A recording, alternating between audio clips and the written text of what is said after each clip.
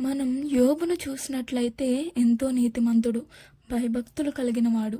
అయినా యోబు ఎందుకు శోధింపబడ్డాడు? అసలు యోబుని ఎవరు శోధించారు? సాతానే. కానీ దేవుని ఆజ్ఞ లేకుండా సాతాను ఎవరిని ఏమీ చేయలేడు.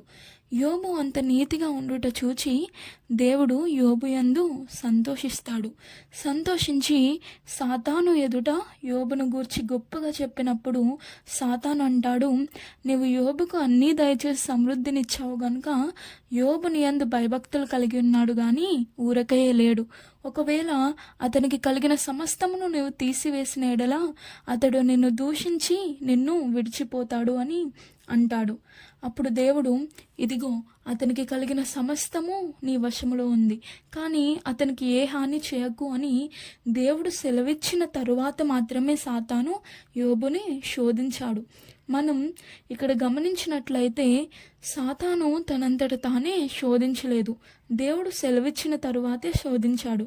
అంటే యోబును ఏ విధంగా అయినా పడగొట్టి దేవునిని దూషించేలా చేసి దేవుని నుండి వేరు చేయాలి అని సాతాను శోధిస్తే దేవుడు మాత్రం ఎన్ని శోధనలు కలిగినా అతనికి ఉన్నదంతయో తీసివేసిన యోబు నా యందు భయభక్తులు కలిగి ఉంటాడు, నన్ను దూషించాడు అనే నమ్మకంతో పరీక్షించాడు. కనుక మనకు కలిగే శోధనలు అన్నీ ఎందుకు? మనల్ని పరీక్షించడానికి. మనం సమస్తము కోల్పోయినా దేవునిని ప్రేమించే వారిలా ఉంటున్నామా, ఆయనను దూషించే వారిలా ఉంటున్నామా అని దేవుడు పరీక్షిస్తున్నాడు. దేవుడు అంత స్వచ్ఛమైన ప్రేమను, భక్తిని మన నుండి కోరుతున్నారు.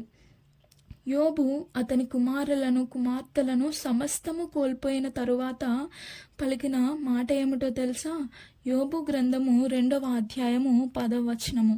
మనము దేవుని వలన మేలు అనుభవించుదుమా, కీడు మనము అనుభవింపదగదా అనెను. మేలు చేస్తేనే దేవుడా మనకు, కీడు చేస్తే దేవుడు కాదా అని అతడు ఆ పరిస్థితిలో ఉన్నప్పుడు కూడా దేవుని దూషించలేదు. మరి మనం ఏ విధంగా ప్రవర్తిస్తున్నాం? మనకు శోధన కలిగినప్పుడు యోబు వలె చెప్పగలమా? దేవుని యందు భయభక్తులు కలిగి అప్పుడు కూడా ఆయనను ఆరాధించగలమా?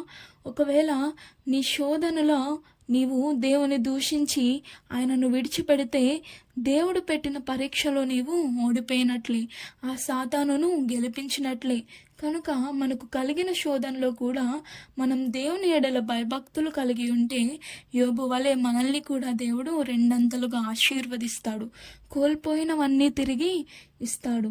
అన్నీ కోల్పోయి ఏమీ లేని స్థితిలో ఉన్నా కూడా మనం ఆయన కొరకు కనిపెట్టే వారిలా ఉండాలి. ఆయన యందు భయభక్తులు కలిగి ఆయనను ప్రేమించే వారిలా ఉండాలి. ఆమెన్.